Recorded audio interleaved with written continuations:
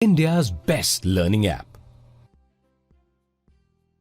Human reproductive system को शुरू कर रहे हैं बच्चों। ये चैप्टर आपके लिए बड़ा ही इम्पॉर्टेंट बन जाता है और इस चैप्टर को बड़ी ही बारीकी से पढ़नी होगी, न सिर्फ 11th-12th में बल्कि मेडिकल में भी इससे बहुत सारे क्वेश्चंस पूछे जाते हैं। तो हमारे बच्चे बारीकी से समझ के ध्यान से इसको पढ़ें और इस चीज़ को लेकर के आगे चलेंगे। बच्चों, ह्यूमन रिप्रोडक्टिव सिस्टम को पढ़ने के लिए हम लोगों को जो है सबसे पहले जानना होगा कि रिप्रोडक्शन कहते किसको हैं, व्हाट इज द रिप्रोडक्शन। तो हम कहेंगे giving birth to the young ones of own kind, giving birth to the young ones of own kind to maintain the race of caste, to maintain the race of caste is called reproduction. अपने caste को maintain करने के लिए, अपनी जाति को maintain करने के लिए इस प्रोसेस को हम लोग कहते हैं रिप्रोडक्शन। अब यहाँ से ह्यूमन रिप्रोडक्टिव सिस्टम को डिफाइन करेंगे। आपके पास एक कॉपी और एक कलम होना आवश्यक है बच्चों, जिससे कि आप आसानी से इसको समझ सकें। तो हम कहेंगे कि ह्यूमन रिप्रोडक्टिव सिस्टम को हम लोग कैसे डिफाइन करेंगे कि it is the collection of internal और external organs, it is collection of internal or external organs in the human that works after the puberty, that works after the puberty for what, for the purpose of the producing a new individuals। मतलब इसको अगर simplify language में कहें तो हम ये कहेंगे कि नए इंडिविजुअल्स को जन्म देने के लिए जो आपके बॉडी के अंदर मौजूद ऑर्गन्स पार्टिसिपेट करते हैं, उन सारी ऑर्गन्स को एक साथ एक वर्ड में हम ह्यूमन रिप्रोडक्टिव सिस्टम कहेंगे। तो आप समझ गए होंगे कि ह्यूमन रिप्रोडक्टिव सिस्टम का मतलब क्या होता है। अब है कि how do the human reproduce. भाई ह्यूमन में रिप्रोडक्शन की प्रोसेस किस तरह से होती है, इस बात की चर्चा हम लोगों को करना है। तो बच्चों, यहाँ से हम लोग समझेंगे कि the fertilization process in the human takes place internally. देखिए, कुछ ऑर्गेनिज्म में एक्सटर्नल रिप्रोडक्शन होता है, कुछ में इंटरनल रिप्रोडक्शन होता है। तो ह्यूमन एक वीवी पोरस मतलब संतान को जन्म देने वाला, ओविपेरस का मतलब होता है जो एग्स दे, लेकिन वीवीपेरस का मतलब होता है जो संतान को जन्म दे। ह्यूमन एक वीवीपेरस ऑर्गेनिज्म है जो संतान को जन्म देते हैं। तो संतान को जन्म देने के लिए इनमें फर्टिलाइजेशन की प्रक्रिया होती है और फर्टिलाइजेशन के लिए गैमिट्स की आवश्यकता पड़ती है। गैमिट्स का मतलब हो गया male gamete and female gamete. तो ये गैमिट बनने के प्रोसेस को क्या कहेंगे, इस गैमिट बनने के प्रोसेस को हम लोग कहते हैं गैमेटोजेनेसिस। इस गैमिट बनने की प्रक्रिया को क्या कहेंगे बच्चों, गैमेटोजेनेसिस। तो गैमेटोजेनेसिस का मतलब हो गया गैमिट फॉर्मेशन। और इनसेमिनाइजेशन का मतलब होता है सीमेंस का फॉर्मेशन। तो जो फॉर्मेशन ऑफ गैमेट हो रहा है, the formation of gamete is called gametogenesis. The formation of gamete is called gametogenesis. तो गैमेटोजेनेसिस में क्या होगा, गैमेट बनेंगे, चाहे वो मेल गैमेट हो कि फीमेल गैमेट हो, तो वो गैमेट बनेंगे। और मेल गैमेट का फीमेल जेनाइटल ट्रैक्ट में ट्रांसफर को कहेंगे इंसेमिनाइजेशन। यानी इंसेमिनेशन का मतलब क्या हो गया कि सीमेन का यानी कि स्पर्म का फीमेल जेनाइटल ट्रैक्ट में पहुंचना। अब जब फीमेल जेनाइटल ट्रैक्ट में पहुंच गया है क्या, तो स्पर्म जब पहुंच गया तो आपस में ओवम और स्पर्म आपस में मिलेंगे और उनके मिलने से जायगोट का फॉर्मेशन होगा। उनके मिलने से क्या होगा बच्चों, जायगोट का फॉर्मेशन होगा। और यह जायगोट मदर के बॉडी में इम्प्लांटेड होगा। क्या होगा, मदर के बॉडी में इम्प्लांटेड होगा आफ्टर फर्टिलाइजेशन। फर्टिलाइजेशन का मतलब क्या, union of the male and female zygotes. और इनके दोनों के मिलने के बाद जो यूनियन के बाद जो ब्लास्टोसाइट्स का निर्माण होगा, यानी कि जो जायगोट बनेगा, यह जायगोट का क्या होगा, यह जायगोट यूट्रस में जमा हो जाएगा, यूट्रस में स्टोर्ड हो जाएगा और स्टोर्ड होने के बाद यह आपका अटैच्ड हो जाएगा किससे, तो यूटेराइन वॉल से अटैच्ड हो जाएगा, यूटेराइन वॉल से। कितने समय के लिए, एक खास समय के लिए, एक निश्चित अवधि के लिए, और उस निश्चित अवधि को हम कह देंगे क्या, गैस्टेशन पीरियड। उस निश्चित अवधि को क्या कहेंगे बच्चों, गैस्टेशन पीरियड। जो यूट्रस के अंदर टाइम स्पेंड होगा उसको हम लोग कह देंगे गैस्टेशन पीरियड। यह यूट्रस में कंज्यूम होने वाला वक्त है। After gestation period of spring का डिलीवर्ड होगा, और delivery of the of spring is called parturition. The process of delivery of spring is called parturition. तो बच्चों यहां से जो हमारे टर्म आए, एक बार फिर से आइए जरा सा उन टर्म्स का डिस्कशन कर लें। आप समझ लो उसको कि सबसे पहले रिप्रोडक्टिव सिस्टम किसको कहेंगे, the organs involve in the process of reproduction is called reproductive organs. इसके अलावा gametogenesis is the formation of gamete, insemination मतलब transfer of the semen into female genital tract, zygote is the union of male and female, the zygote is the formation of sperm and ovum, or gestation is the time period in which the offspring या the embryos get developed, और parturition क्या है, delivery of offspring is called parturition. तो हमारे बच्चे यहाँ तक समझ गए होंगे, यहाँ तक में किसी को कोई डाउट नहीं रहा होगा। तो ऑफस्प्रिंग जो शरीर से बाहर निकलते हैं, मतलब जिनका जन्म होता है, तो ऑफस्प्रिंग प्रोड्यूस्ड होते हैं, वो सेक्सुअल रिप्रोडक्शन के द्वारा होते हैं। और इस सेक्सुअल रिप्रोडक्शन के द्वारा जन्म लिए गए बच्चे में जो जीन होंगे, जो जीन मौजूद रहेंगे, वो माता और पिता दोनों के होंगे, यानी कि बोथ पेरेंट्स के होंगे। जिनके स्पर्म और ओवम आपस में फर्टिलाइज्ड हुए हैं उनके जीन मौजूद रहेंगे उस बच्चे के ऑफस्प्रिंग में। तो हम इसको क्या कह सकते हैं, इन शॉर्ट अगर इसको जानना चाहें तो हम लोग किस तरह से कह सकते हैं कि human are sexually reproduce and male and female sex are separated. इसमें मेल और फीमेल सेक्स सेपरेटेड होते हैं। The requirement of the both, male और फीमेल की रिक्वायरमेंट होगी रिप्रोडक्शन में। मेल गैमेट टेस्टिस के अंदर बनता है और फीमेल गैमेट जो है वो ओवरीज के अंदर बनता है। मेल गैमेट जो है वो मोटाइल होते हैं, मोटाइल मतलब मोटा नहीं, मोटाइल मतलब मोशन करने वाला, मूवमेंट करने वाला, एक जगह से दूसरे का ट्रेवल करने वाला। और फीमेल गैमेट्स जो हैं वो नॉन मोटाइल हैं। मेल सीमेन, यानी कि सीमेन का मतलब हो गया sperm with the other materials. Male semen is ejaculated in the vagina of female. और यहाँ पे जो स्पर्म है यानी कि मेल गैमेट है वो ट्रैवल करेंगे एक डिस्टेंस को, एक लॉन्ग डिस्टेंस ट्रैवल करते हैं फ्रॉम द जेनाइटल ट्रैक, मतलब वेजिना से लेकर के फेलोपियन ट्यूब तक का रास्ता सफ़र करते हैं और सफ़र करके वहाँ पे जाकर फर्टिलाइजेशन के प्रोसेस को करते हैं। फर्टिलाइजेशन जो है फेलोपियन ट्यूब के अंदर होता है।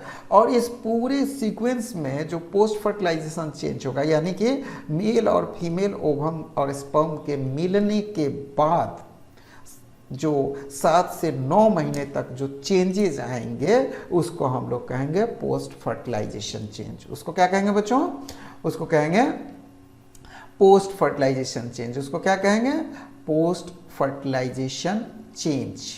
ठीक है, तो अब हम लोगों को यहाँ देखना होगा कि what is the importance of reproductive system.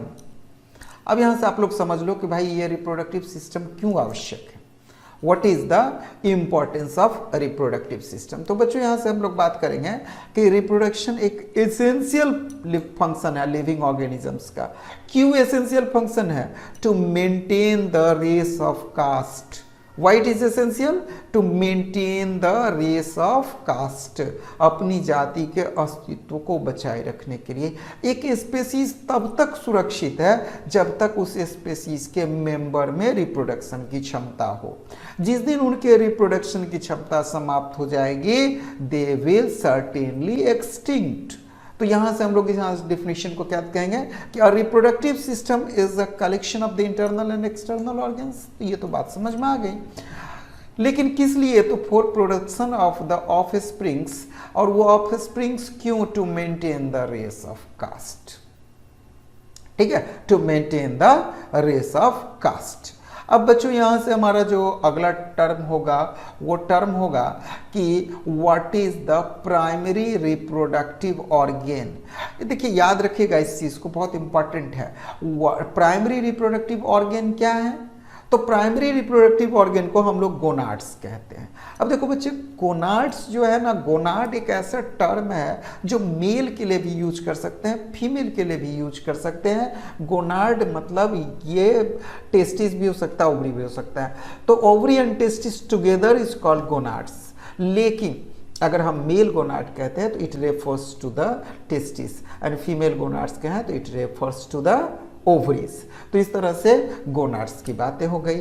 तो गोनाड जो है यह आपका इंडोक्राइन सिस्टम का पार्ट है। गोनाड्स जो है यह इंडोक्राइन सिस्टम का पार्ट है। क्यों? क्योंकि इससे आपके हार्मोन्स का भी निर्माण होता है। क्या होता है? हार्मोन बनता है ना। मेल में कौन सा हार्मोन? टेस्टोस्टेरोन, और फीमेल में कौन सा? Estrogen hormone. तो ये एंडोक्राइन सिस्टम का भी पार्ट हो गया। साथ ही साथ यह प्राइमरी रिप्रोडक्टिव ऑर्गेन है दोनों सेक्सेस के लिए, मेल के लिए भी और फीमेल के लिए भी, दोनों के लिए प्राइमरी रिप्रोडक्टिव ऑर्गेन है। और इसके अंदर जर्म सेल्स मौजूद होते हैं। जर्म सेल्स वही जर्म सेल्स हैं जिनके अंदर स्पर्म का और ओवम का फॉर्मेशन होगा मियोसिस के जरिए। याद करिए 11th में आप मियोसिस पढ़े थे, याद है ना? Meiosis is, what is meiosis? हाँ बताइए, मियोसिस क्या है?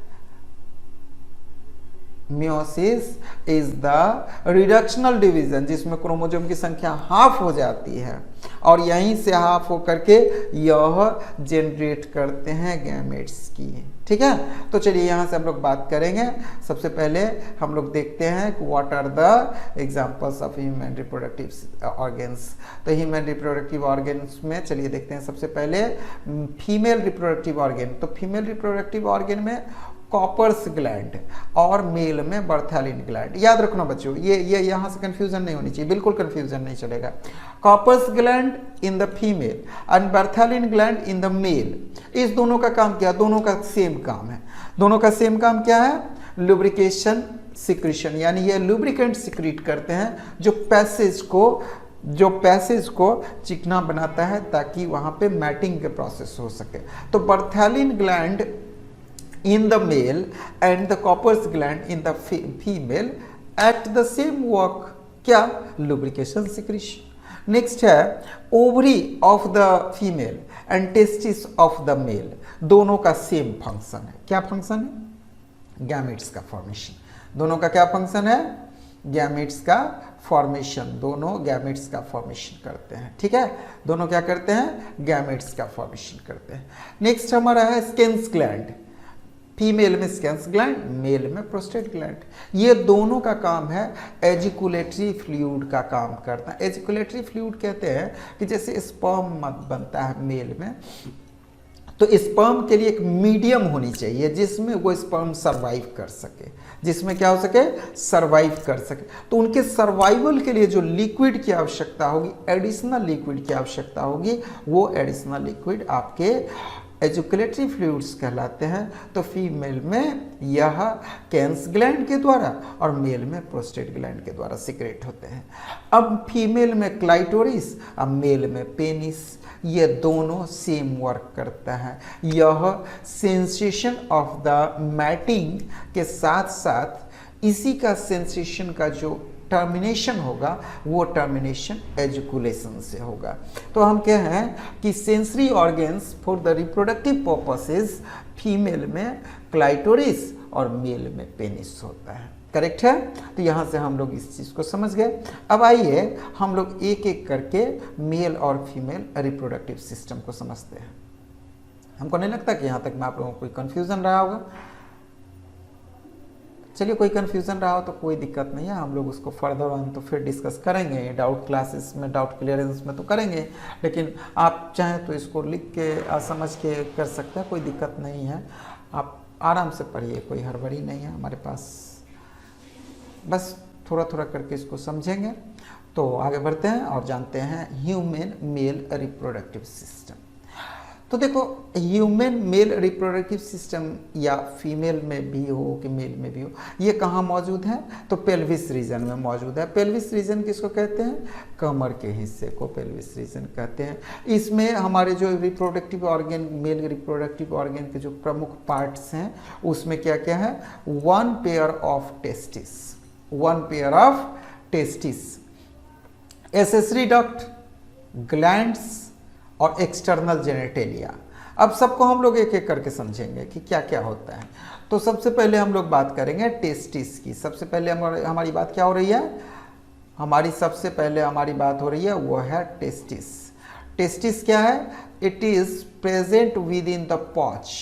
ये बॉडी के बाहर होता है, शरीर के बाहर। ये कहाँ मौजूद रहता है? ये स्क्रॉटम के अंदर मौजूद रहेगा। स्क्रॉटम के अंदर टेस्टिस मौजूद होता है और ये स्क्रॉटम हैंग करते हैं लोअर एब्डोमिनल कैविटीज के, यानी शरीर के बाहर ये हैंग करते हैं एक थैली जैसा स्ट्रक्चर जिसको कि स्क्रॉटम कहते हैं, और इसी स्क्रॉटम में मौजूद है टेस्टिस।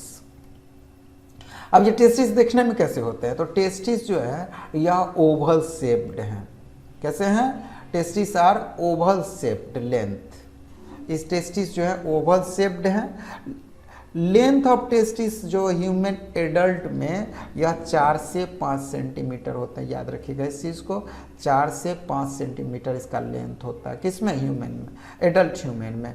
और इसका विड्थ होता है 2 से 3 सेंटीमीटर। टेस्टिस जो बने हुए हैं वो 250 कंपोनेंट से बने हुए हैं, और इस 250 कंपोनेंट को हम लोग टेस्टिकुलर लोब्यूल्स कहते हैं। इसको क्या कहते हैं? Testicular lobules. इसको क्या कहेंगे बच्चों? Testicular lobules. अब यहाँ से जो जितने भी टेस्टिकुलर लोब्यूल्स हैं वह 1 से 3 सेमनीफेरस ट्यूब्यूल्स को रखते हैं, यानी 1 से 3 सेमनीफेरस ट्यूब्यूल्स आपस में क्वाइल्ड होकर के आपका टेस्टिकुलर लोब्यूल्स का निर्माण करते हैं, और यही है site of the sperm production. यानी स्पर्म का प्रोडक्शन कहाँ होगा? टेस्टिस के अंदर, टेस्टिकुलर लोब्यूल्स में। और इस टेस्टिकुलर लोब्यूल्स में 1 से 3 सेमनीफेरस ट्यूब्यूल्स मौजूद हैं जो हाईली क्वाइल्ड हैं। बात समझ रहे हैं? हाईली क्वाइल्ड हैं। Inside lining of seminiferous tubules, यानी सेमनीफेरस ट्यूब्यूल्स के इनसाइड लाइनिंग जो है वो बने हुए हैं स्पर्मेटोगोनिया से। किससे बने हुए हैं? स्पर्मेटोगोनिया से। और इस स्पर्मेटोगोनिया, एक बार फिर से समझिएगा इस बात को कि आप समझ गए होंगे यहाँ पे सेमनीफेरस ट्यूब्यूल्स जिसको कि हम लोग functional unit of the testis मानते हैं, और सेमनीफेरस ट्यूब्यूल्स आपस में जुड़ करके टेस्टिकुलर लोब्यूल्स बनाते हैं, और सेमनीफेरस ट्यूब्यूल्स जो हैं वो बने हुए हैं स्पर्मेटोगोनिया से।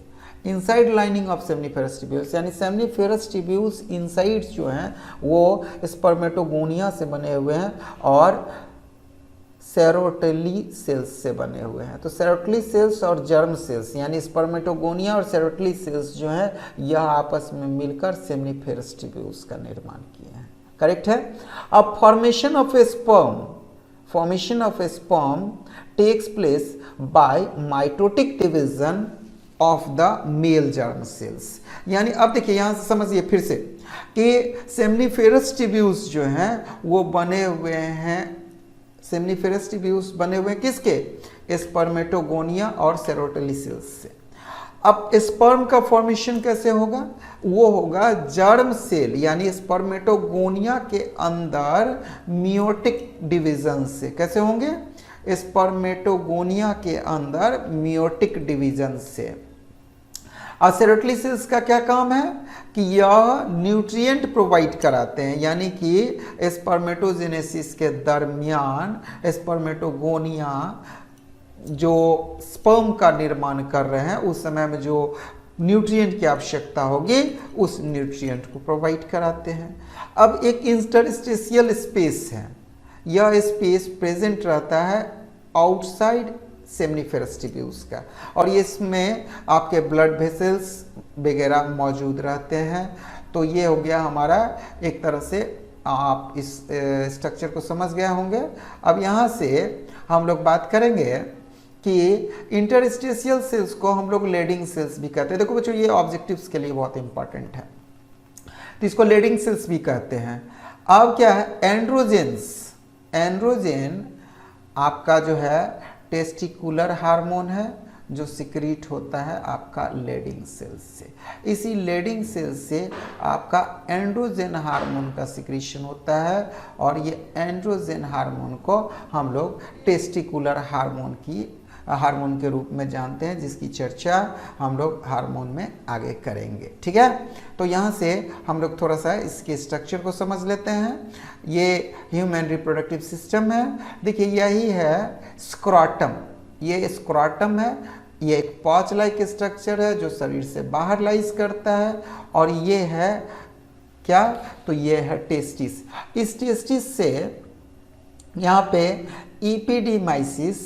एपिडीमाइसिस से होते हुए ये कनेक्ट हो गया, और इस तरह से आपका ये ट्यूब यहाँ से आकर ऐसे होते हुए यहाँ से ये शरीर से बाहर इजेक्ट होते हैं। ठीक है, शरीर से बाहर इजेक्ट होते हैं। यहाँ पे देखो बच्चों, ये सेमिनल वेसिकल है, यही एजुकुलेटरी फ्लूइड्स का निर्माण, यहाँ पे ये प्रोस्टेट ग्लैंड है, यही एजुकुलेटरी फ्लूइड्स का आपका निर्माण करेगा। इस डक्ट को हम लोग वास डिफरेंस के नाम से जानते हैं। ठीक है, इसको हम लोग वास डिफरेंस या स्पर्म डक्ट के नाम से जानते हैं। तो ये हमारा structure of the male reproductive organ है। अब यहाँ से हम लोग चर्चा को आगे बढ़ाएंगे और जानेंगे कि आखिर ऐसी कौन सी वजह है जिस वजह से टेस्टिस लाइज करता है आउटसाइड द बॉडी। स्क्रोटम जिसके अंदर टेस्टिस मौजूद है वो लाइज करता है आउटसाइड द बॉडी। तो बच्चों, इस बात को समझो, स्क्रोटम जो है वो बॉडी के बाहर इसलिए लगाया गया है कि यहाँ का टेम्परेचर, यानी कि टेस्टिस में स्पर्म बनने के लिए वहाँ का टेम्परेचर 2 से 3 डिग्री लोअर होना चाहिए नॉर्मल बॉडी टेम्परेचर से। तो लोअर बॉडी टेम्परेचर से 2 से 3 डिग्री कम हो, इसके लिए जो स्क्रोटम है, जब टेम्परेचर बढ़ेगा तो टेम्परेचर को रिड्यूस करने के लिए ये डायलेट करेगा, और जब टेम्परेचर घटेगा तो ये सिकुड़ेगा, मतलब ये सिकुड़ कर और फैल कर अपने टेम्परेचर को मेंटेन करता है, जो कि बॉडी के अंदर पॉसिबल नहीं था, क्योंकि बॉडी के अंदर का टेम्परेचर हमेशा कांस्टेंट होता है। तो इसलिए यह लाइज करता है बॉडी के बाहर। ये कहाँ लाइज करता है, बॉडी के बाहर। तो यहाँ पे बच्चों थोड़ा सा एक इस फिगर को थोड़ा समझिए तो आप, कि ये यूरेथ्रा हो गया, और यूरेथ्रा के यहाँ पे आप देखो बल्बो यूरेथ्रल ग्लैंड मौजूद हैं। यहाँ पे आपका ये वास डिफरेंस मौजूद है, एपिडीमाइसिस, ये टेस्टिस। आप इस फिगर को थोड़ा सा याद रखना, ये सेमिनल वेसिकल है, ये एजुकुलेटरी डक्ट है। तो इस फिगर को आपको बड़े अच्छे से याद रखने की आवश्यकता है। इस फिगर से बहुत सारे क्वेश्चंस रह सकते हैं और स्ट्रक्चर को समझने में आपको आसानी होगा। तो हम इसको लिखते हैं VVI। ठीक है, इसको हम लिख रहे हैं VVI। इसको सभी बच्चों को याद रखना है। क्या करना है, याद रखना है। चलिए अब यहां से देखते हैं कि पेनिस किसको कहते हैं। तो यह एक component of the male reproductive system है। It is the component of male reproductive system, जिसका काम होता है कि यह इंसेमिनेशन प्रोसेस को करे, यानी कि फीमेल रिप्रोडक्टिव ऑर्गन के अंदर, यानी वेजिना के अंदर पहुंचाना है इसको ओवम, स्पर्म को, ताकि वहाँ से स्पर्म आगे का ट्रेवलिंग कर सके। तो मेन काम पेनिस का यही होता है कि it will pour their sperm in the vagina from where the sperm will travel and the process of the reproduction will takes place. तो यहाँ पे पेनिस का यही काम होता है। पेनिस एक खास तरह के इरेक्टाइल टिश्यूज से बने हुए हैं और ये इरेक्टाइल टिश्यूज के वजह से ये इसके इरेक्शन के लिए ब्लड के सप्लाई के साथ ही इसका इरेक्शन होता है।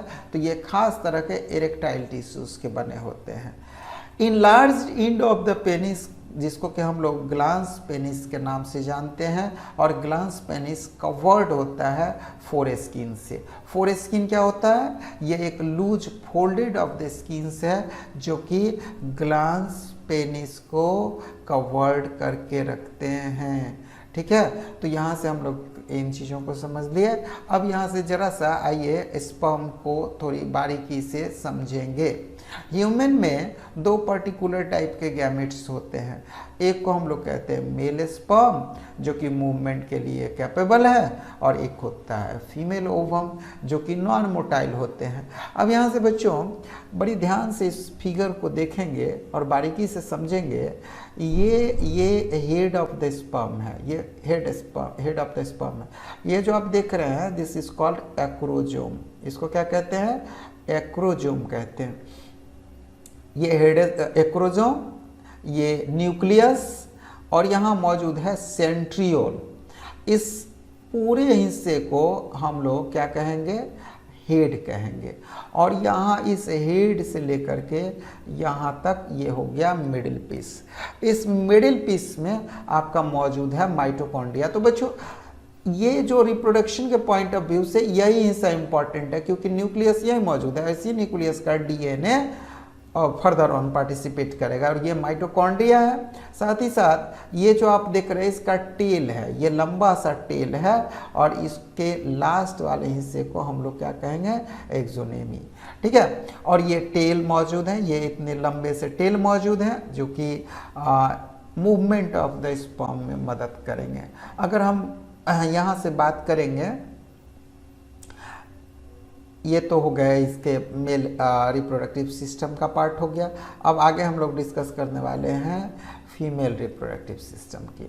तो जैसा कि हम पहले क्लास में इससे थोड़ा देर पहले बताया कि human male reproductive system is located in the pelvic region, ठीक उसी तरह से फीमेल में भी female reproductive system is located in pelvic region. It includes, इसमें क्या क्या रहेंगे? तो one pair ovary, oviduct, uterus, cervix, vagina and external genitalia. मतलब इसमें क्या क्या होंगे? One pair of ovaries, oviduct, uterus, cervix, vagina और external genitalia. The primary sex organ are the ovaries. जैसे मेल में टेस्टिस था, फीमेल में ओवरीज। मेल में टेस्टिस शरीर के बाहर लाइस करता था स्क्रोटम में, लेकिन ओवरी जो है inside the abdomen, lower abdomen में सिचुएटेड है। मेल में एक ही स्पर्म होता था, एक ही हार्मोन होता था जिसका नाम था एस्ट्रोजन हार्मोन। फीमेल में टेस्टोस्टेरोन हार्मोन, सॉरी मेल में टेस्टोस्टेरोन हार्मोन, लेकिन फीमेल में दो तरह के हार्मोन, एस्ट्रोजन एंड प्रोजेस्टेरोन। अगर हम लोग बात करें ओवरी की, तो ओवरी 2 से 4 सेंटीमीटर लेंथ का है। कितना है? 2 से 4 सेंटीमीटर लेंथ में है, और ये एक लिगामेंट के द्वारा पेल्विक वॉल और यूट्रस के बीच फिक्स्ड किया हुआ है। लिगामेंट के द्वारा ये पेल्विक वॉल और यूट्रस के बीच फिक्स किया हुआ है। जो ओवरीज हैं, दोनों ओवरी कवर्ड होते हैं थिन इपिथीलियम से, ठीक है, और इस थिन एपिथेलियम के ऊपर जो ओवेरियन एस्ट्रोम्स कहते हैं। यह एस्ट्रोम्स डिवाइडेड होते हैं दो, ये एस्ट्रोम्स जो हैं वो डिवाइडेड होते हैं आपके दो पार्ट्स में, जिनको कि हम लोग कहते हैं कॉर्टेक्स एंड मेडुला। तो ओवरी का दो हिस्सा हो गया, एक कॉर्टेक्स और एक मेडुला। ये एक्सटर्नली डिवाइडेड होते हैं। तो कॉर्टेक्स जो है वो टुवार्ड्स द पेरिफेरी और मेडुला जो है वो प्रेजेंट होते हैं इनर साइड में। मतलब कॉर्टेक्स बाहर वाला हिस्सा हो गया और मेडुला इनर वाले हिस्सा हो गए। अब फीमेल एसेसरी डक्ट्स की बात करें तो फीमेल एसेसरी डक्ट्स में आप यहाँ पे ओविडक्ट देख सकते हो, जिसको कि हम लोग फेलोपियन ट्यूब कहते हैं, यूटरस, वेजिना। अब फेलोपियन ट्यूब जो है वो एक्सटेंड करते हैं 10 से 12 सेंटीमीटर तक, ठीक है, या 10 से 12 सेंटीमीटर होते हैं। इनफंडिबुलम, इनफंडिबुलम किसको कहते हैं? तो इनफंडिबुलम कहते हैं फेलोपियन ट्यूब में जो फिंगर लाइक प्रोजेक्शंस हैं उसको हम लोग इनफंडिबुलम कहते हैं। या फिंगर लाइक प्रोजेक्शंस है जिसके कि प्रोजेक्शंस को हम लोग फिम्बेरी के नाम से जानते हैं, फिम्बेरी। तो फिम्बेरी से क्या बन गया? फनेल शेप्ड जो है इनफेंडिबुलम जो है वो फनेल शेप्ड है, उसके जो फनेल हैं उसको हम लोग एम्बेरी के नाम से जानते हैं और ये आगे चल करके फेलोपियन ट्यूब बनाते हैं। तो फंक्शन क्या है? फिलेमरी का फंक्शन क्या है कि इस तरह से मोशन करते हैं और इस तरह से मोशन करके ओवम को कलेक्ट करता है। कब? जब ओव्यूलेशन होगा, यानी कि ओवम जब आएंगे। एम्पुला, एम्पुला एक वाइडर पार्ट है ओविडक्ट का जो कि इनफेंडिबुलम के बाद होता है। एम्पुला कहाँ मौजूद है? इनफेंडिबुलम के बाद। The last part of oviduct is the isthmus. Last part of the oviduct क्या है? इस्थमस। और यही इस्थमस पार्ट जो है जाकर के यूटरस से जुड़ते हैं। अब यूटरस क्या है? तो यूटरस आपका फोइटस के ग्रो करने का स्पेस होता है। अब बात करेंगे शेप ऑफ द यूट्रस कैसा होता है, तो यह एक इन्वर्टेड पियर शेप्ड होता है, ठीक है, उल्टे नाशपाती के शेप का होता है, जो कि सर्विसियन कैनाल के द्वारा वेजिना से होते हुए आउटसाइड द बॉडी खुलते हैं। वॉल ऑफ यूट्रस में 3 लेयर होंगे, वॉल ऑफ यूट्रस में 3 लेयर होंगे, ध्यान से समझिएगा। वॉल ऑफ यूट्रस में 3 लेयर होंगे, जिसमें से पहले लेयर का नाम होगा पेरीमेट्रियम, दूसरे लेयर का नाम होगा मायोमेट्रियम। सबसे पहला लेयर जो होगा उसको हम लोग कहेंगे पेरीमेट्रियम, दूसरे लेयर को हम लोग कहेंगे मायोमेट्रियम और तीसरे लेयर को हम लोग कहेंगे इंडोमेट्रियम। अब यहाँ से देखिएगा कि जो आपका पेरीमेट्रियम है यह मेम्ब्रेनस है जो यूटेराइन वॉल को कवर करता है। मायोमेट्रियम जो है यह मिडिल लेयर है जो स्मूथ मसल्स के बने हुए हैं और इंडोमेट्रियम जो है यह inner lining of uterine wall है जो टाइम टू टाइम हटते रहते हैं, ठीक है। अब फीमेल का जो एक्सटर्नल जेनिटेलिया है तो एक्सटर्नल जेनिटेलिया में mons pubis, labia majora, labia minora, hymen और क्लाइटोरिस बने हुए हैं। यानी फीमेल एक्सटर्नल की बात करें तो एक्सटर्नल जेनिटेलिया के ये हिस्से हो जाएंगे। इस फिगर को ध्यान से देखेंगे हमारे बच्चे तो समझ में आ जाएगा। यही है आपका ओवरी, ये क्या है? यही है ओवरी। और इस ओवरी के पास देखिए, ये देख रहे हैं आप फिंगर लाइक प्रोजेक्शंस है, ये जो आप देख रहे हैं ये फिंगर लाइक प्रोजेक्शंस जो देख रहे हैं आप, इसी को हम लोग क्या कहते हैं? इसी को हम लोग फिलेम्ब्री कहते हैं। और यही फिलेम्ब्री क्या करता है कि ओव्यूलेशन के बाद उस ओवम को कलेक्ट करता है और इसको कलेक्ट करके इस डक्ट के जरिए लेके जाएगा कहाँ? तो इस यहीं पे और यहाँ तक, तब तक में यहाँ पे पहुँच जाएंगे कौन? स्पर्म, और इसका फर्टिलाइजेशन होगा और फर्टिलाइजेशन के बाद इस यूटेराइन एरिया में फोइटस का डेवलपमेंट होगा। इसी एरिया में क्या होगा? फोइटस का डेवलपमेंट होगा। तो बच्चों यहाँ से हम लोगों ने देखा कि यहाँ से हमारा फोइटस का डेवलपमेंट होता है।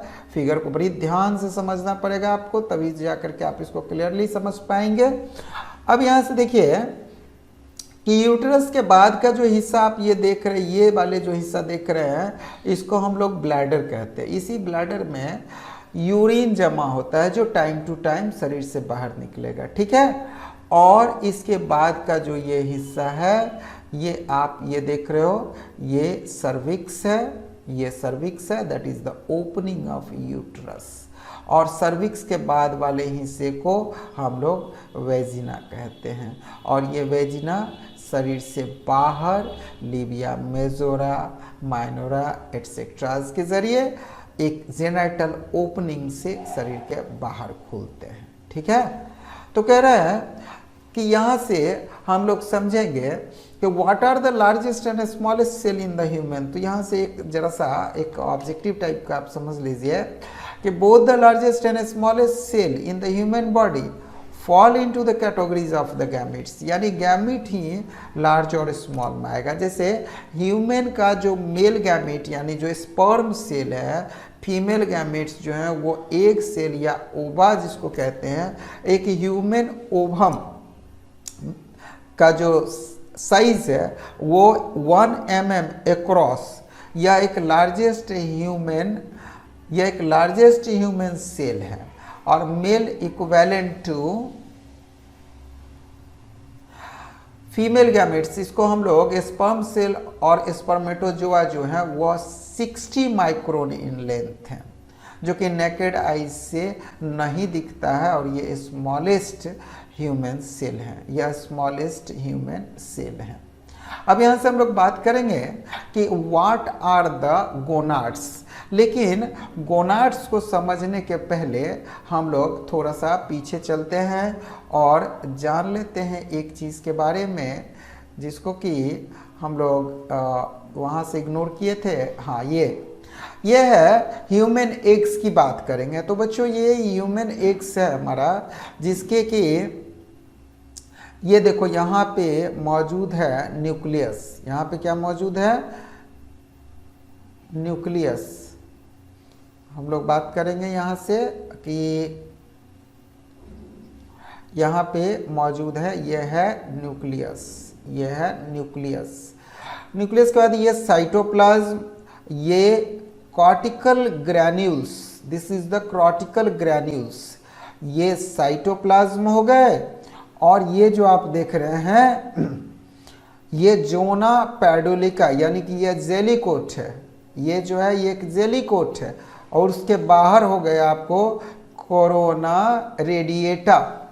ये क्या है? Corona radiata. ये कोरोना डिजीज कोरोना नहीं, इसका नाम है कोरोना रेडिएटा, या इसको फॉलिकुलर सेल के नाम से भी जानते हैं। तो बच्चों यहाँ से हम लोगों ने ये ह्यूमन एग्स के स्ट्रक्चर को देखा, और उसके पहले हम लोगों ने ह्यूमन स्पर्म के स्ट्रक्चर को जान चुके थे।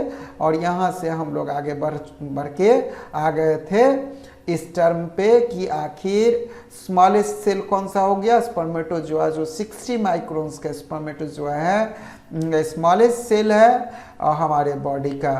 तो गोनाड्स की बात करेंगे। Gonads, organs that produce the gamete is called gonads. तो पहले क्लास में हम लोग मतलब फर्स्ट इंट्रोडक्शन टॉपिक में ही हमने कहा था कि गोनाड का मतलब होता है मेल गोनाड, यानी कि मेल प्राइमरी रिप्रोडक्टिव ऑर्गन, सब फीमेल गोनाड मतलब फीमेल प्राइमरी रिप्रोडक्टिव ऑर्गन। अगर सिर्फ गोनाड कहें तो इसका मतलब हो गया sperm and ovum, both together is called gonad. चलिए अब आगे बढ़ते हैं। What are the male and female gonads in the human. तो मेल गोनाड्स क्या होंगे और फीमेल गोनाड्स क्या यहाँ से होंगे? तो बच्चे समझेंगे कि मेल गोनाड्स जो हैं वो टेस्टिकल्स यानी कि टेस्टिस, और फीमेल गोनाड्स क्या हैं? तो ओवरी है, ओवरी। अब यहाँ से अगला क्वेश्चन है कि गैमिट्स का प्रोडक्शन ह्यूमन में कैसे होता है।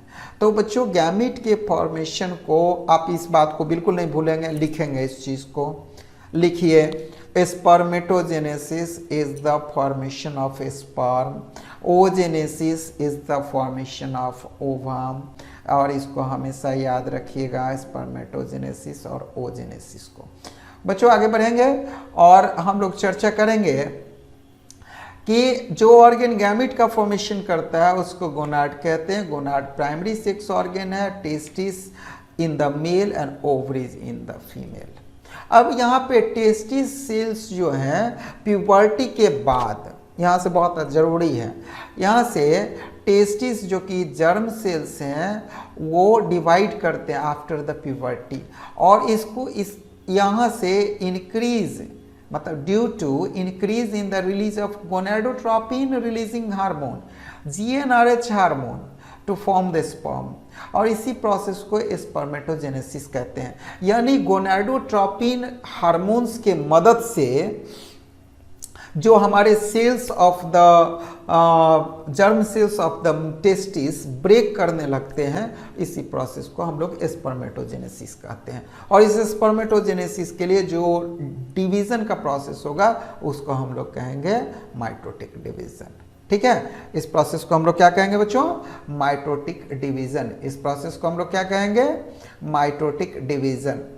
अब है कि यहाँ से स्पर्म का फॉर्मेशन कैसे होता है, how the sperms are produced.